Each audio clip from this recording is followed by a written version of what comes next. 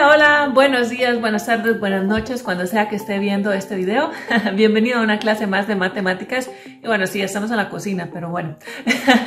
Hoy vamos a hablar acerca del conjunto de los números. Y vamos a ver cuáles son los conjuntos que están dentro del conjunto de los números reales. Vamos a iniciar con los números naturales. Muy bien, los números naturales son esos números que normalmente vemos en primaria y son los normales 1, 2, 3, 4, 5 hasta el infinito y son los que nos ayudan a contar las cosas en la naturaleza. Nosotros decimos 3 sillas, 2 árboles, tengo 2 hermanas. Muy bien, no decimos como tengo 2 hermanas y media, no. Y el signo de los números naturales es una n y normalmente en los conjuntos lo que vamos a hacer es hacerles como una rayita extra y entonces ese es como el símbolo. Ahora, aquí puse el 0 y le puse un asterisco. ¿Qué pasa con el 0? Con el 0 hay toda una gran batalla.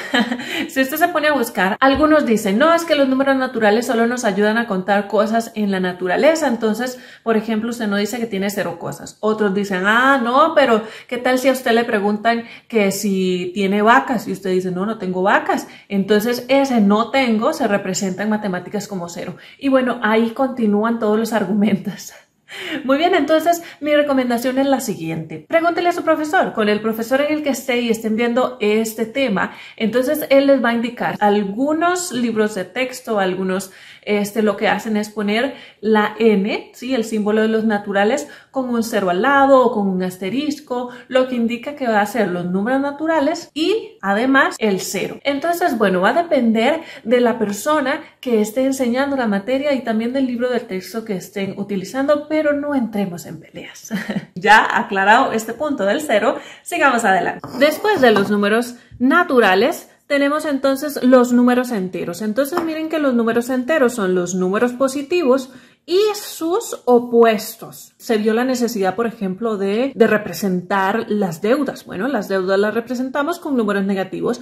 Por ejemplo, la temperatura cuando está bajo 0, muy bien, entonces la representamos con números negativos. Los números enteros son los negativos, los positivos y también agregamos, por supuesto, el 0 que es el centro, ¿verdad? Y entonces, miren aquí, por eso quería hacerlo con tacitas, porque así vamos viendo lo que está adentro. Entonces, el número 5, por ejemplo, es un número natural y también es un número entero. Pero, por ejemplo, el número -2 es entero, pero no es natural, ¿ok? Entonces, eso debemos acordarnos. Los naturales están dentro de los enteros, pero los enteros no caben dentro de los naturales. Esta taza no cabe dentro de esta chiquitita. Eso es lo que debemos ir acordándonos e ir haciendo la relación.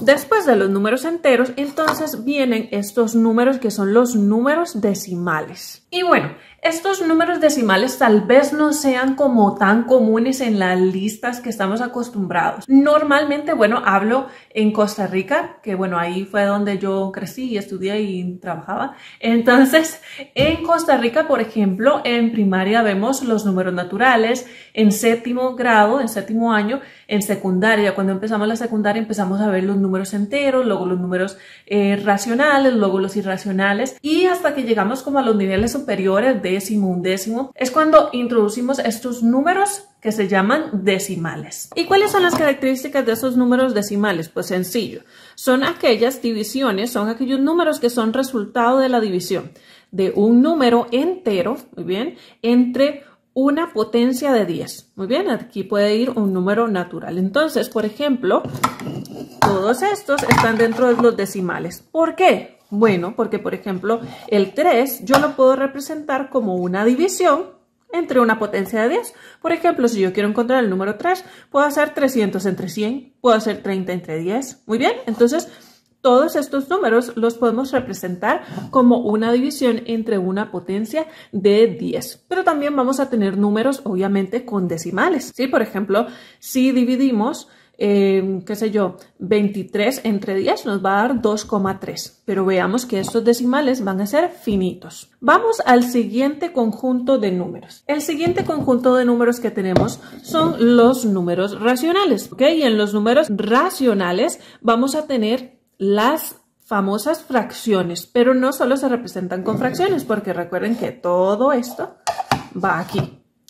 Entonces, por ejemplo, todos estos números que hemos visto son racionales también. ¿Por qué? Porque yo los puedo representar en forma de una fracción o en forma de decimales. El 4, 8 entre 2 me da 4, ¿sí? Y es una fracción, 8 cuartos. También todos estos yo los puedo representar, o los enteros, ¿verdad? Los puedo representar como una fracción, por ejemplo, 3 sobre 1. Sigue siendo 3, pero lo puedo representar como una división. Entonces los números racionales tienen unas características que son muy importantes. Los números racionales entonces se pueden representar así como una fracción, pero también si hacemos la división correspondiente, entonces vamos a obtener números con decimales. Ahora, la característica que debemos tener en cuenta en los números racionales es que esos decimales tienen ciertas cualidades que deben cumplir. O si no, no van a ser racionales. Esos decimales pueden ser exactos. Por ejemplo, 0,25. Ya no hay más decimales. Se puede rellenar con ceros, pero no vale nada, ¿verdad? Entonces, pueden tener una expansión decimal finita. En otro video, se los voy a dejar por aquí, pueden ver todas estas cosas con más detalle, pero vamos a verlas así rapidito. También podemos tener números con expansión decimal periódica. ¿Qué significa eso? Bueno, significa que hay un patrón. Por ejemplo, cuando nosotros tenemos 0,12, ¿ok? Y ahí sigue por el infinito con ese patrón. Ahora tenemos expansión decimal, todos estos son infinitos.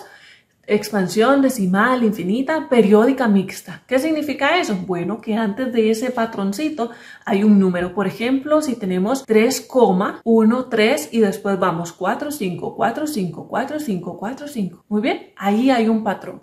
Entonces, mientras que los decimales sean finitos, es decir, se acaban o tengan un patrón, entran en los números racionales. Por eso, todos estos entran en los números racionales. Ahora, tenemos un conjunto que va aquí al lado. Aquí tenemos los números irracionales y este es su símbolo, como una I, y ya saben que va como doblecita. Estos números tienen expansión decimal infinita no periódica. Eso significa que no tienen un patrón, simplemente son números que ahí siguen los decimales por el infinito, no se acaban, pero no tienen un patrón. A diferencia de los números racionales. Entre los números irracionales tenemos raíz de 2, 3 raíz de 5, porque si resolvemos esas raíces vamos a ver todos esos decimales infinitos sin ningún patrón. Y aquí también tenemos el famoso número pi y también el famoso número e. Pero ya saben, estos dos no se mezclan. ¿Qué son entonces los números reales? Pues muy sencillo. Los números reales entonces son la unión de los números racionales, es decir, venimos y traemos los racionales, que ya saben que todos estos caben dentro de los racionales, y unido a eso tenemos los irracionales. Entonces, los números reales contienen dos grandes grupos, los números irracionales y los números racionales. Pero recuerden, los irracionales y los racionales no tienen nada en común. Hasta aquí vamos a dejar la clase del día de hoy. Espero que les haya servido y en la siguiente clase entonces vamos a ver símbolos que utilizamos en los conjuntos de números, en los diferentes. Vamos a ver los símbolos de pertenece, no pertenece, subconjunto y vamos a ir viendo ahí muchas más cosas. Así que nos vemos en el próximo video. ¡Chao!